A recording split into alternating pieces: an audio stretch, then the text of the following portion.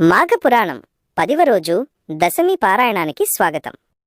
ఈరోజు అధ్యాయాలలో ముఖ్యంగా మాఘస్నాన మహిమ, దత్తాత్రేయుని జననం మరియు అనసూయాదేవి పాతివ్రత్యం గురించి వివరించబడింది. 10వ రోజు పారాయణ సారాంశం ఇక్కడ ఉంది. ముఖ్య కథాంశం: అనసూయ, దత్తాత్రేయ వృత్తాంతం. మాఘమాసంలో చేసే స్నాన దానధర్మాలు ఎంతటి ఫలాన్నిస్తాయో వివరిస్తూ వశిష్ఠ మహర్షి దిలీప మహారాజుకు ఈ కథను వినిపించారు. అత్రి మహర్షి తపస్సు. అత్రి మహర్షి పుత్ర సంతానం కోసం కఠోరమైన తపస్సు చేయగా త్రిమూర్తులు బ్రహ్మ, విష్ణు, మహేశ్వరులు ప్రత్యక్షమవుతారు.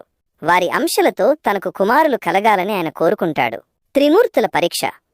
అనసూయదేవి పాతివ్రత్యాన్ని పరీక్షించటానికి త్రిమూర్తులు అతిథుల రూపంలో వస్తారు. వారు వివస్త్రగా వడ్డించాలని కోరగా ఆమె తన పాతివ్రత్య శక్తితో వారిని చిన్న పసిపాపలుగా మార్చి పాలిస్తుంది. దత్తాత్రేయ జననం. ఆ పసిపాపలే తరువాత దత్తాత్రేయుడు విష్ణు అంశ, దుర్వాసుడు శివ అంశ మరియు చంద్రుడు బ్రహ్మ అంశగా జన్మిస్తారు. మాఘమాస విశిష్టత.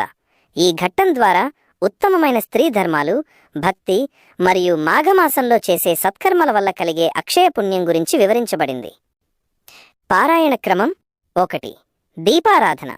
పారాయణ ప్రారంభించే ముందు దీపం వెలిగించి ఇష్టదైవానికి నమస్కరించుకోవాలి. 2. శ్లోకం.